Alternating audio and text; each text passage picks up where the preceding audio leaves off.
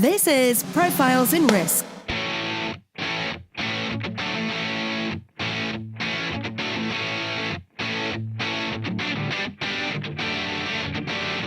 Hosted by Nick Lamparelli.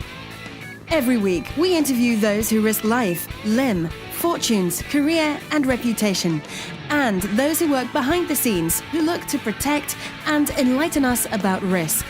You can find the show notes and other insurance-related content at insnerds.com. That's INSNERDS.com. Now, on to the show.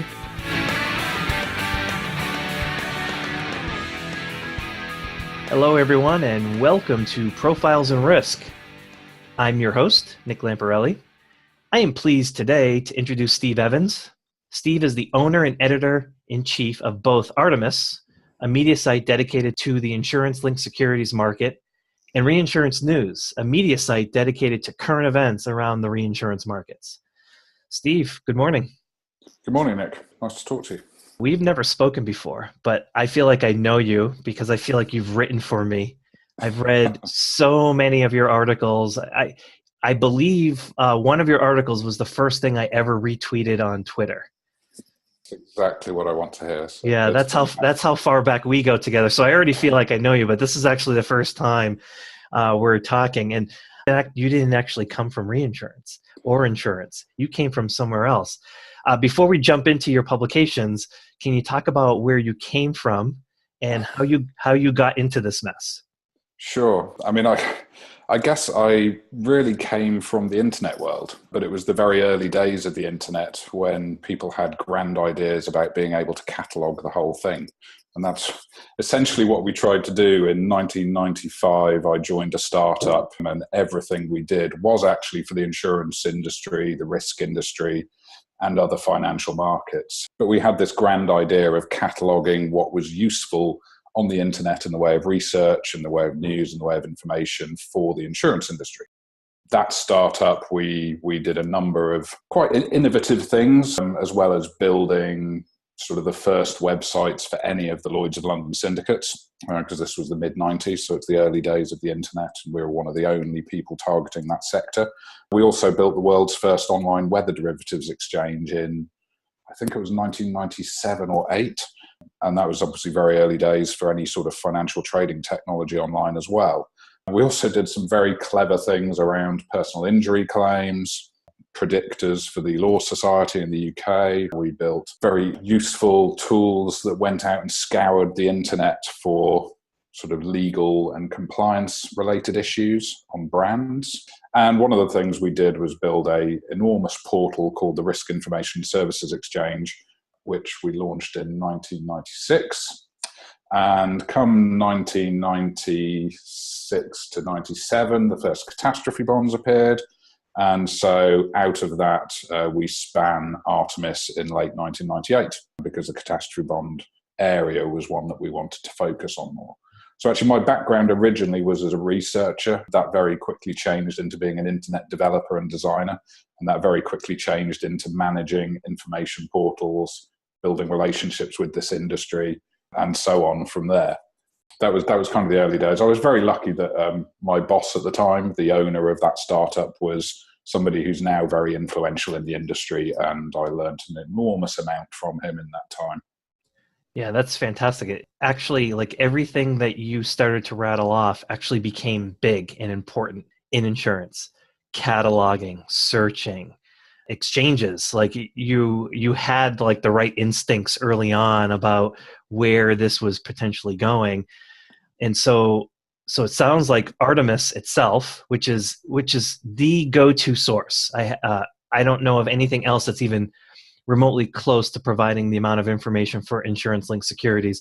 So are you saying Artemis was sprouted as a way to begin to catalog and keep and be a source of information for catastrophe bonds? Absolutely. It was it was kind of late 96 when we saw the first catastrophe bond sort of coming to market, I guess. But we already had this idea that the capital markets would play a much bigger role in insurance risk transfer. There was a very clear understanding that the the peak exposures that the industry faces are so huge that the pool of capital within the industry is probably not enough to deal with those on its own. And so diversifying the risk out to a new source of capital was seen as a very valuable thing to do, and hence a lot of the sponsors of the early cat bonds were very big companies. There was no discussion of efficiency or cost of capital at the time. It was all about securing access to the deepest and most liquid pool of capital available, with the vision that one day risk itself would become liquid within that pool as well. I think we're going to spend a lot of the second half of the podcast talking about the markets themselves and where they're going. So that makes Artemis about 20 years old. Just about. So you're celebrating some milestones. Can you briefly talk about each of them? Sure. So Artemis began as just as you said, a catalogue of the information that was available that we had on the marketplace, plus sort of links to research publications, plus directories of contact details for people who are involved in what was an extremely niche market at the time. I can remember when we launched Artemis, we were happy with about 200 readers a month.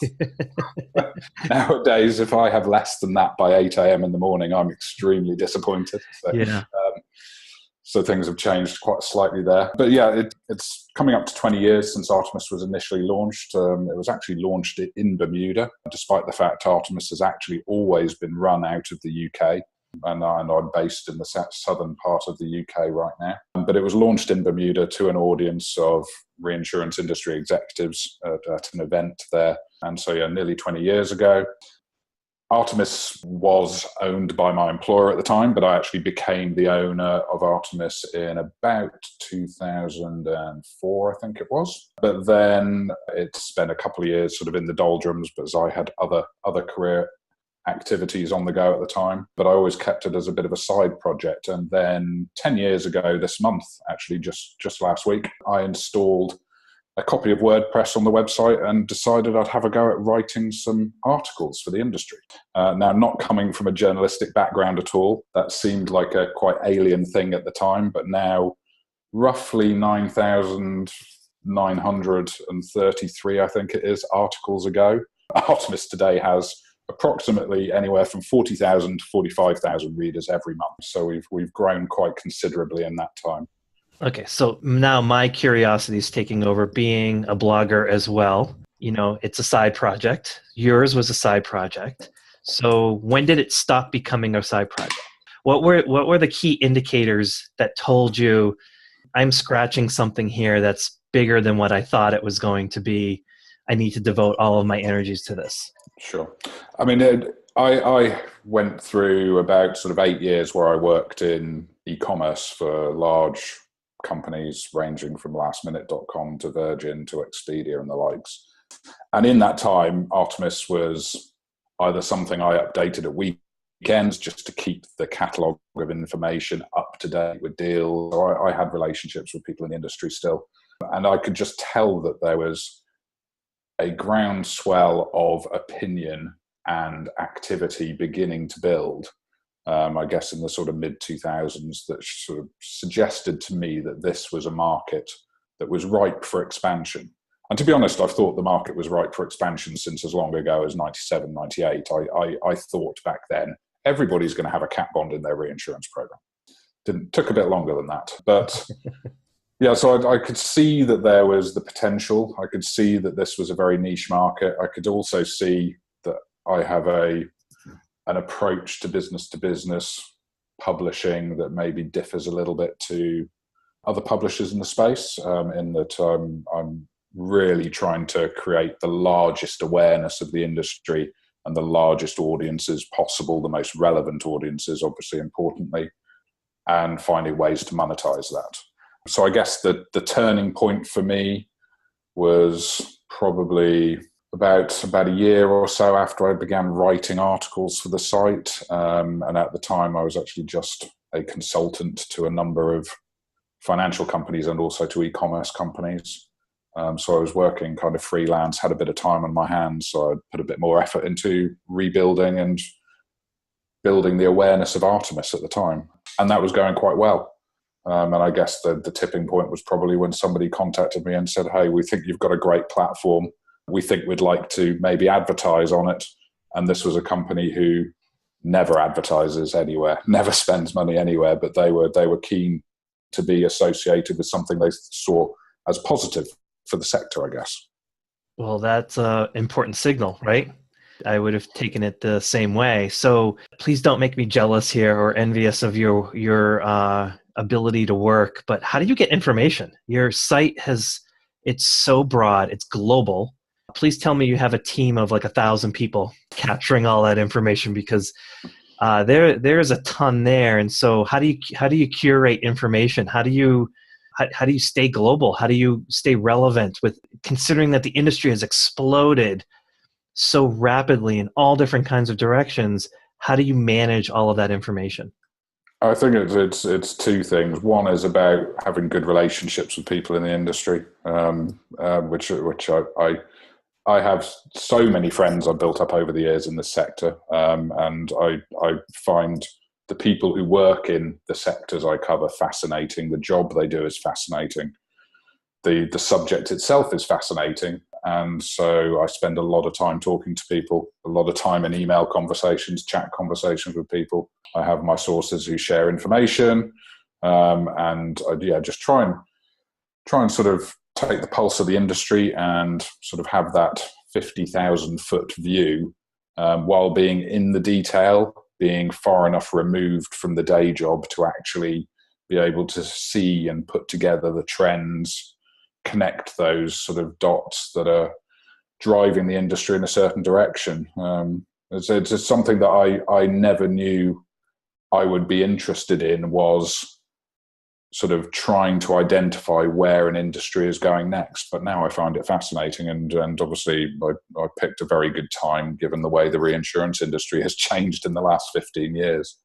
It's been sort of a complete transformation in the way companies are doing business, and something that's even beginning to accelerate now. And obviously the InsurTech wave came along at the perfect time for somebody like me, whose background has always been on the internet. Every job I've had has been online, or involved technology online. So I find insurers and reinsurers struggles to adapt to technology fascinating to watch, because I've seen the travel industry go through that. I've seen the banking industry go through that. I've seen the retail industry. I remember when Amazon first launched, I was doing some consultancy for a competitor, at the time, a proper bookshop. And I can remember the board level discussions of what's going to happen to our business now that Amazon exists. And I think insurance and reinsurance is possibly on the cusp of having those discussions themselves when something else comes along. Mm-hmm. So what is your staffing? What's the team of Artemis and Reinsurance News look like? It's small. I have 2 full-time writers, some part-time people as well, and I have some people who help me out on the events front, because we now do 2 conferences a year as well, which is great and a lot of fun, but a lot of hard work too. And then a team of thousands of designers, developers, etc., who I'm gradually handing over the reins to, because up until 2 years ago, the entire website code base was managed personally by me. So it's nice now to be in a position where other people are looking after the things that I really should be letting go. So. What is the name of the conferences, so we can put those on the show notes, because I'm assuming they're recurring, and where do they happen? The next conference is July the 12th in Singapore. That is ILS Asia 2018, and that will be the 3rd annual conference in Singapore. And it's a great event, because Asia is obviously an area that looks closely at insurance-linked securities and catastrophe bonds, and activity there is relatively limited to a few really big cedents, but it's growing, and the interest there is huge. The interest from investors there is also huge. So there's a real sort of twofold agenda with that event. One is education, and the other one is to ensure that people in the local region get to meet people from the mature ILS market. So being able to take great speakers from the industry out there to meet sort of local industry representatives is, I hope, valuable, and also it's proved to be a lot of fun as well, that event. Yeah. What's the other one? The other one's in February in New York. We just had our second one there, which we had just under 300 people attend, which was great. It's ILS NYC. 2019 will be the next one. I think 2nd of February 2019. And that is a more thoughtful event, more thought-provoking, where we're quite careful in the curation of speakers to try and get people who are really interesting to speak on topics related to the future of the ILS business. So it's much more advanced in the sort of subject matter, but also has been very well received and resulted in really good conversations in the room and sort of afterwards as well. And everybody seems to enjoy the events, and I have a lot of fun putting them on despite being petrified for the couple of weeks before it. Yeah, I bet. ILS has, when you had mentioned that, there are going to be some hard conversations occurring at reinsurers and insurers as tech comes in. And I like to remind folks online that deal with quote unquote disruption that we have already seen it in the insurance industry, and that's been because of ILS. ILS has completely disrupted how reinsurance business gets done, and it's put a lot of pressure on even the biggest of reinsurers and how they conduct business. Mm-hmm. What do you think, now that you look back, you hinted at this a little bit, but what has made the ILS market so successful? I think one was regulation. In fact, there's a number of factors. There's regulation because it was only the last 20 years that reinsurers and insurers have really been encouraged to diversify their sources of risk capital. And obviously this is the most diversified source that they can get and one of the largest pools available. The efficiency of the structures, the efficiency that the ILS funds operate under, the efficiency of their cost of capital, the fact some of the ILS fund managers are looking at measuring their business in a different way, more of an investment management approach plus loss costs compared to a corporation with global operations and thousands of employees looking at their expense ratio.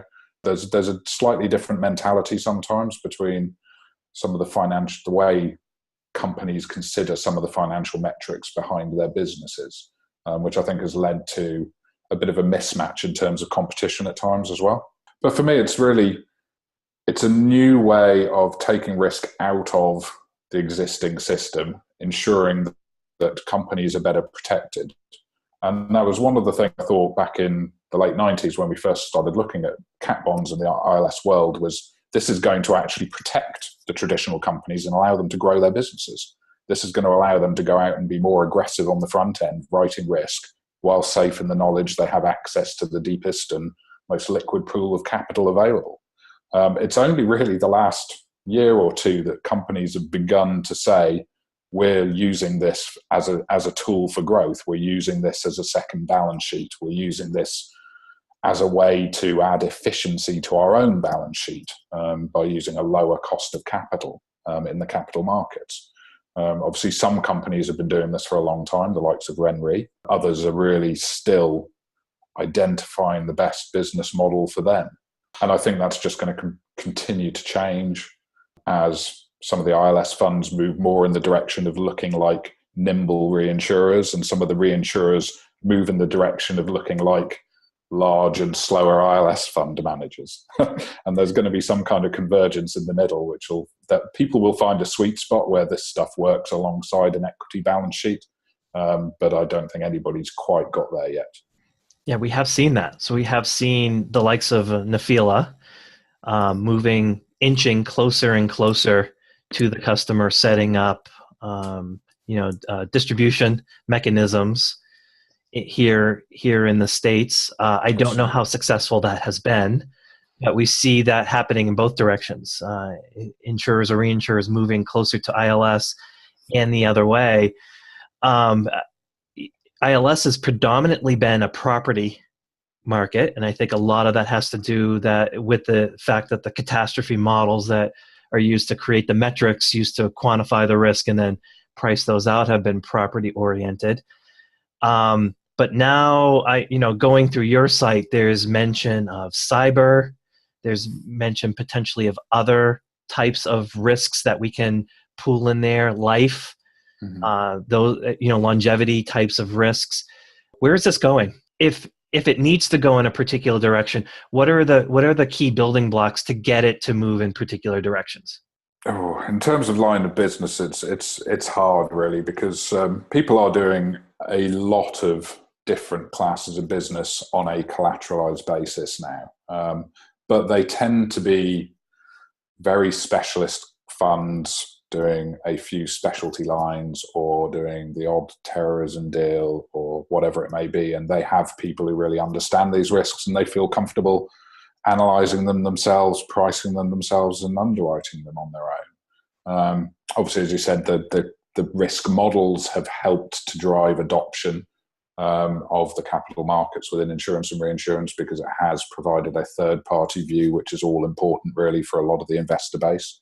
Particularly if you're a fund manager, you kind of need to be able to demonstrate that a lot of the risks within your portfolio have been through some sort of third-party system for sanity checking them, etc. But I think going forwards, it's going to come down to how the sector puts its expertise to work. So we'll see gradual moves into different types of risks. But while the underlying insurance model remains as is and the reinsurance model remains as is, then really you're just collateralizing those agreements. So the expertise needed is significant. If there are further shifts in the future in how risk can be broken down into chunks, traded, etc., then we could see a much wider broadening of the asset class into different types of risks. I mean, again, 20-odd years ago, when we looked at the startup at things like online trading of weather derivatives and things like that, we were all discussing how and someday we'll be able to break risks down into bite-sized chunks, and investors will be able to soak them up and optimize their portfolios of risk on the fly, etc. And 20 years later, nothing is close to allowing that to happen yet.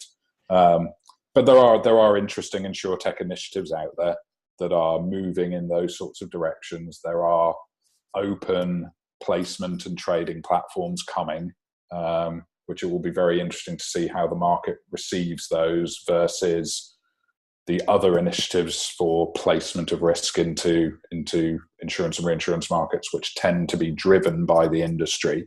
It's going to be interesting to see how those initiatives driven by technologists, investors from outside the industry get received. I was hoping you would go in that direction.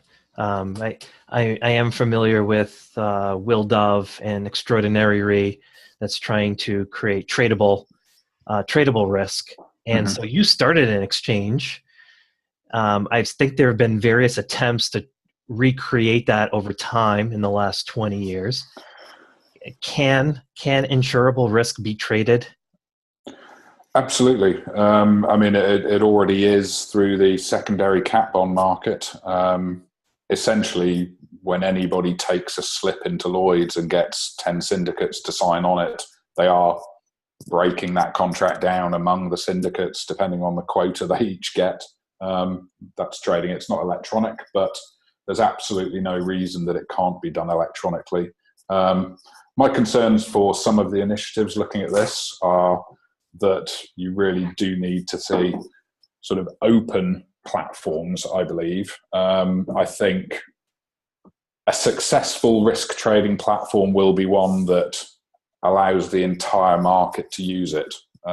So whether you're an insurer, a reinsurer, a corporate risk manager, a investor looking for an insurance-linked investment, or a broker sitting between any of them, you can use that platform to make your life easier, your business more effective, to gain access to a greater amount of capital, or to put your capital to work in a more efficient way.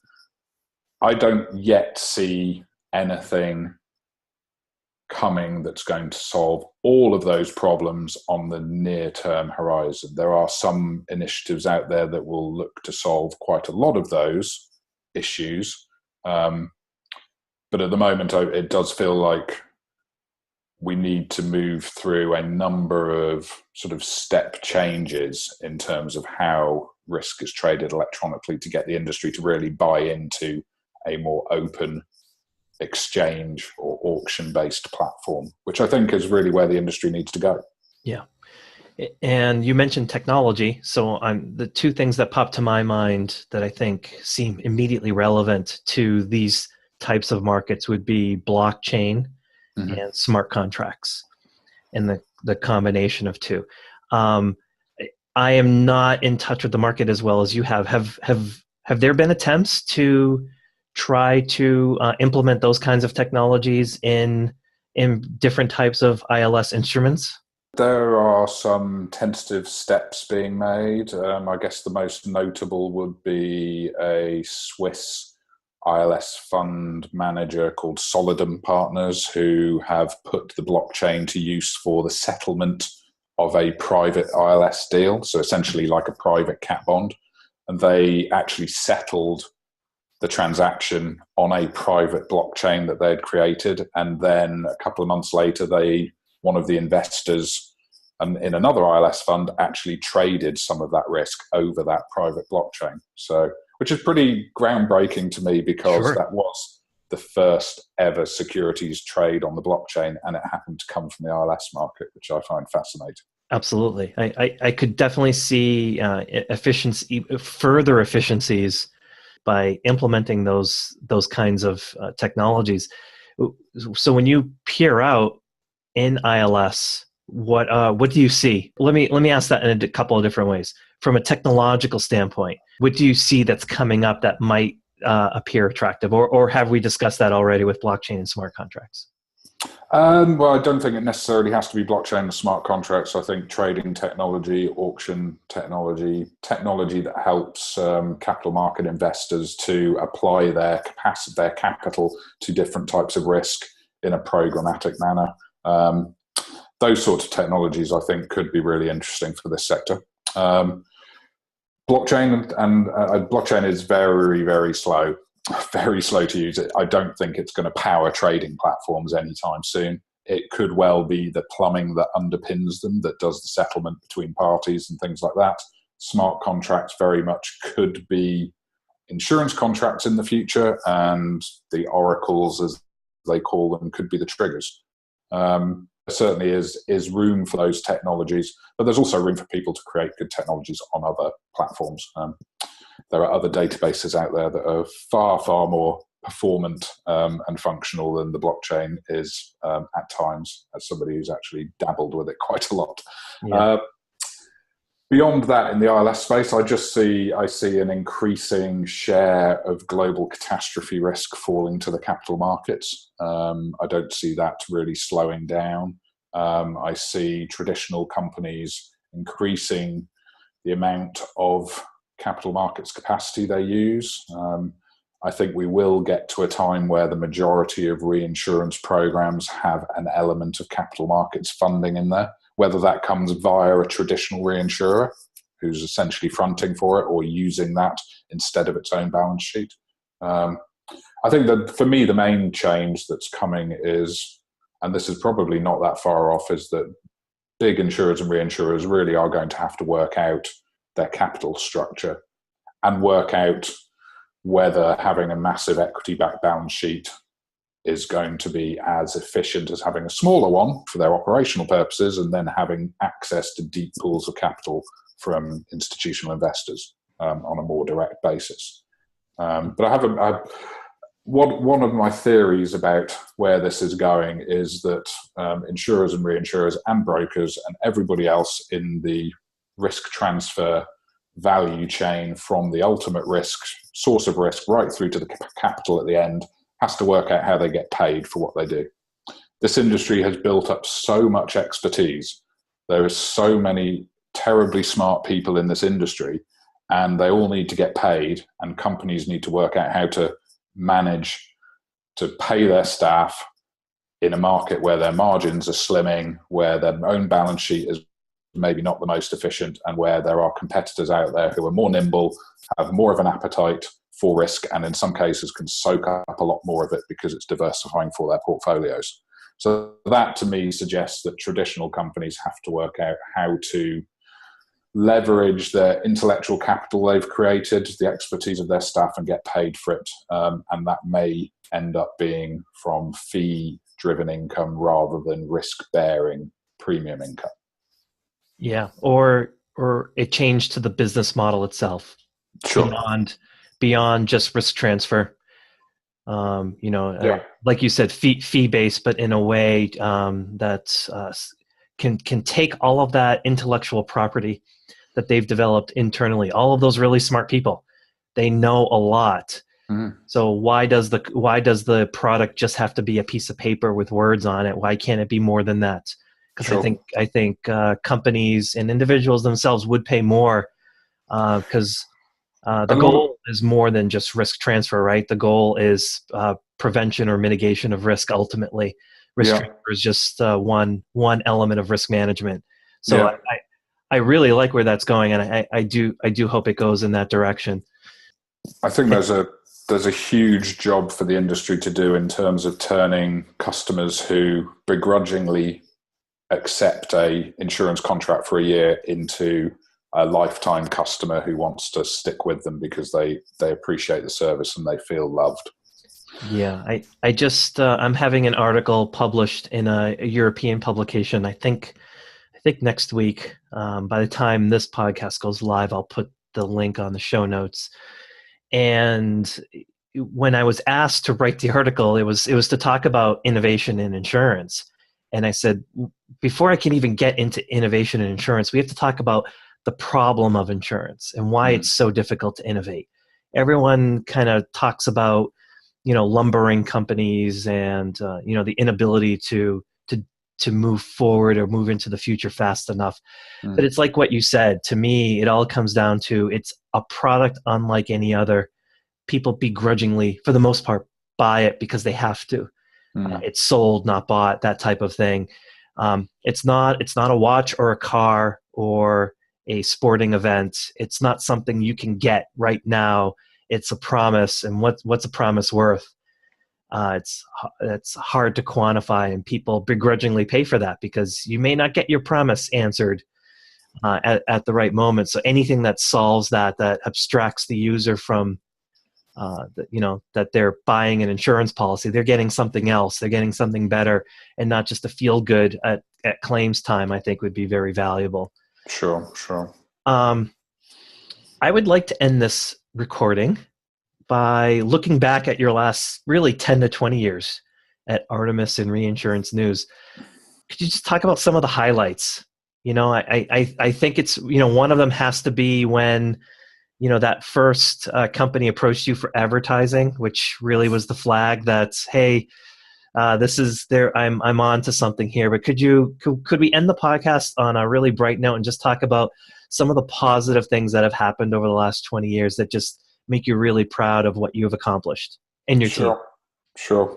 I guess originally it was probably when we first launched Artemis. Actually, was a particularly proud moment because we'd taken a step into an area of the reinsurance market that was so new and so innovative that I would talk to senior underwriting officers from major global companies or Lloyd's syndicates or wherever, and they had no idea what ILS was. They'd never heard of catastrophe bonds, didn't know what it was, but they were fascinated by it. So that was nice and kind of gave me a bit of a warm glow that we were doing something interesting for the industry that the industry would benefit from at the time. Fast forwarding, I guess, when Artemis began to turn over some revenue under my ownership, that's obviously a big moment. But more recently, I would say the conferences have been a big learning curve for me because I'd never put on an international conference. Now 5 down and just working on my 6th at the moment. Pretty pleased with that, and the feeling of getting 300 really senior, really smart, and generally really nice people in a room to listen to a group of speakers you've put together, I think it's really rewarding. It's really rewarding to know that adds value to people's years, and they will put it in their diary and they'll come again next year. And that really is a good feeling. Beyond that, I get wonderful feedback from really, really important people in the industry. I get emails from CEOs going, I really like what you said in that article. I also get emails from CEOs saying, don't agree with you at all. And one of the funniest things was I got a phone call once from a PA of a CEO of a very large reinsurance company in Europe. And she was really concerned because the button that allows you to generate a PDF off every article on Artemis had broken. And I hadn't kept the code up to date, or I'd broken the code, I think. And it had only been broken a few days. But she noticed, because every single article we write, she turns into a PDF, prints, and puts on the CEO's desk. And this is a very influential man in the industry. So things like that. I will have to concur with that. Artemis is a very important source of information for me. It's the go-to source as far as I'm concerned. If I'm doing any kind of research on ILS, I go to Artemis. I don't know anything else that even comes close to offering the wealth of information. So congratulations. Thank you. On your 2010. And 20 more years. Like, really, I look forward to, I would like for us to do this yearly so that we can get an update on the markets and what they're doing, because there's just no other place to go to get this information. Sure, that would be fun. I'm always happy to talk about this stuff, and yeah, let's make it an annual chat. I'll attend the event. If you can get something with the next New York City one, it's going to be a date. So, Steve, Great. Thank you so much for coming on. Congratulations again, and cheers. Here's to another 20 years. Thank you, Nick. My pleasure. My guest this week has been Steve Evans of Artemis and Reinsurance News. Steve, thanks again.